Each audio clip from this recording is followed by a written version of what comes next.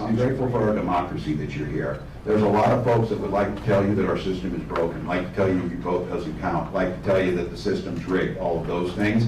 That's a whole attempt on voter suppression. I think it's a lot better to do voter engagement, let people make up their own mind how they're going to vote, give them the information. So you coming here is an absolute manifestation that you believe in this country, you believe in this democracy, and you're going to take a stake in it. So thank you so very much for that. I do have to say, I was given this as I walked in, which I'm incredibly grateful for. It's a book that somebody wrote in that says, I'm voting in this election because.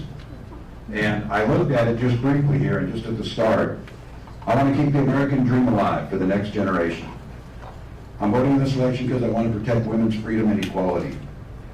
I want to vote to protect our reproductive rights. I'm hoping for a brighter, safer future for our country. I want my niece and nephew to be safe in schools. So I'm going to hand you this for now, but for each of you, thanks for coming out. And I think you know, and I keep saying this, the stakes couldn't be clearer. I'm guessing some of you watched the other night. And, look, and there's a lot of points in there. One of those two people is going to be President of the United States. And it was clear on that stage, there is only one that's qualified to be President of the United States. Kamala Harris took that stage with poise, with dignity, with an understanding that she works for you, that it's about what's best for the people. And on the other side of the aisle, you saw an angry man yelling at people to get off his yard. And it's about which at some point in there would be funny, but I think you understood a lot of the things that he said in there are incredibly dangerous. They're incredibly dangerous to deny election. They're incredibly dangerous to dehumanize other people. It's to not put a in Social Security that people care about and their lives depend on it. And someone who had an opportunity as president to try and tackle some of these things made it very clear that he was not interested in doing that. And so all of you, you see it. And I say this often. When I see young, I don't think you can underestimate when young people get involved in the process, it reinforces to everyone that the future can be brighter and that our democracy is strong. Because I can't say it again, this whole idea of trying to get you to check out of the system is part of what they're trying to do.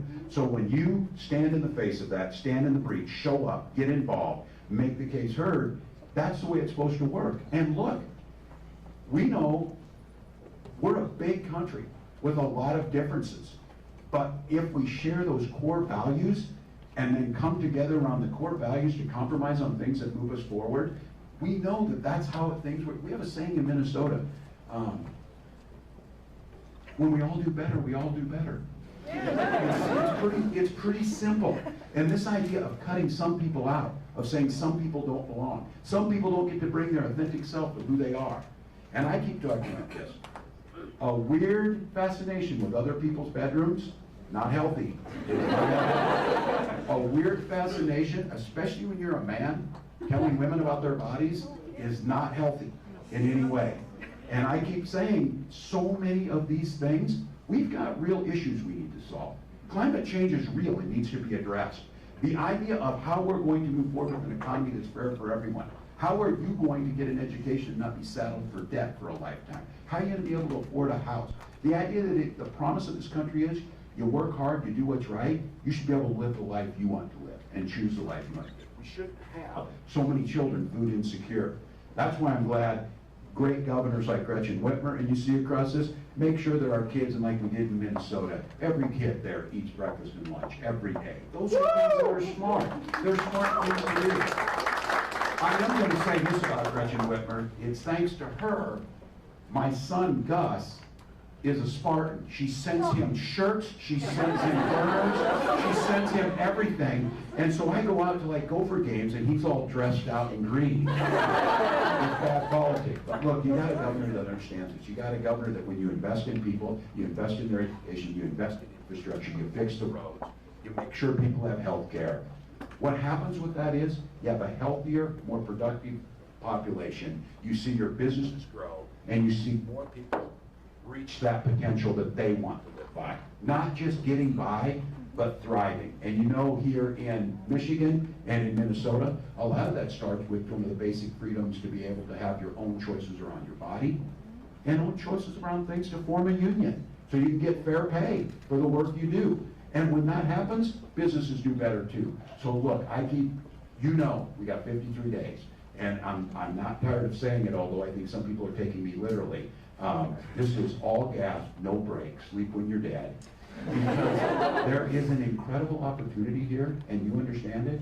There is a real possibility in just speaking to the folks here on campus. 52,000, they're gonna register 10,000 new voters.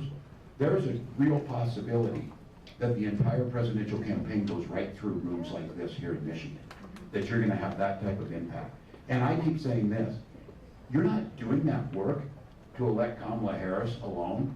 You're doing that work because she shares your values and she's the leader that can get it done. I have a saying that I often say, you do not win elections to bank political capital to win another election. You win elections to burn political capital to improve lives. Whether those people are in this room,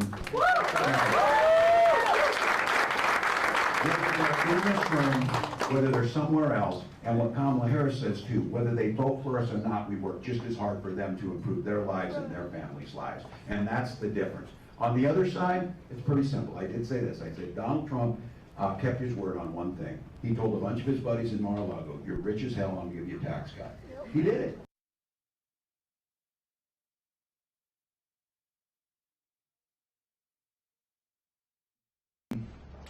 Republicans get elected, which I will say this, we're gonna need folks who share our values in the House and Senate. You need to elect Curtis to the House to make sure that we have a Democratic. Then we're able to move some of those proposals that make a difference. We're able to improve people's lives. We're able to make sure that after this election, those things you want to see get done do get done.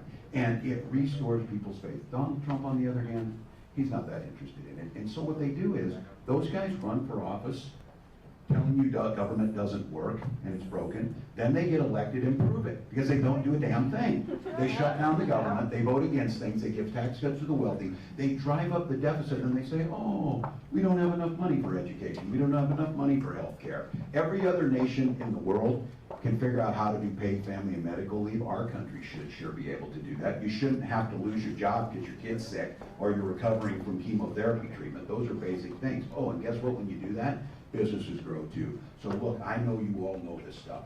I also say I think you being here is so encouraging, but I also think you should, just embrace this idea that your generation is living with the stupid decisions that were made by previous generations in some cases. And I know this, and I say this, that hasn't always been true.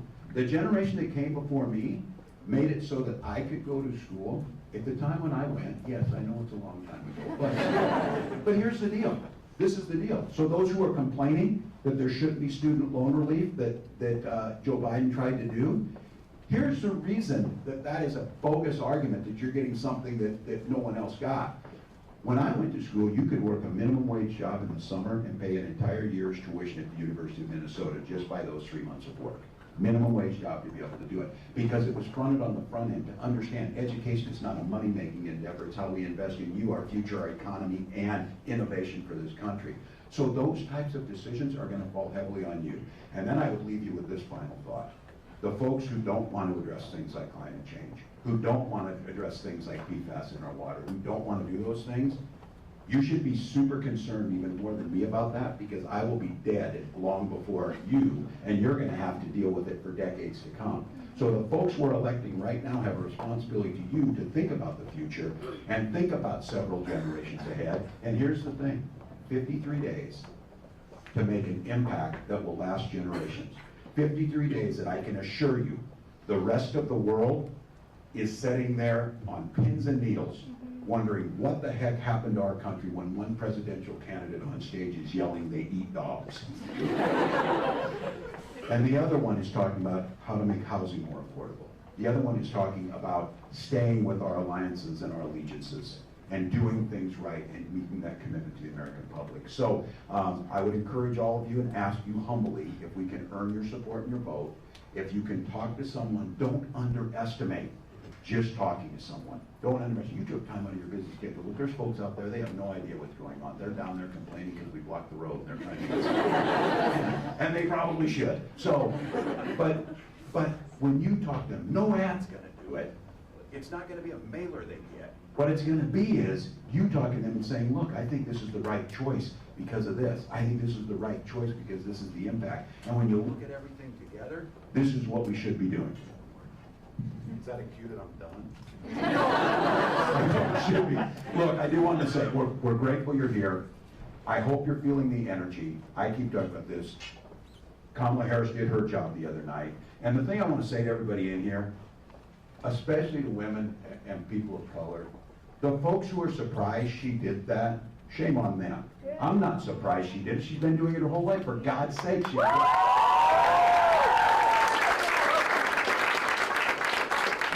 You got a prosecutor, a county attorney, you've got the attorney general of the largest state, you've got a United States senator and a vice president. And of course, that's what she was going to do. But I think many of you in here know the expectations get a lot higher. But I will tell you what, for all of us, on that 54th day when we wake up, and we have Madam President, a lot of that changes. We've been hitting at that, a lot of you have been hitting at that glass ceiling.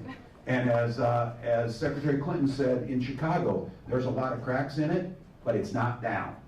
You can be a part of that to put that fist through that glass ceiling for the last time here. Put Kamala Harris in the White House. Let's start moving this country forward. So thank you all.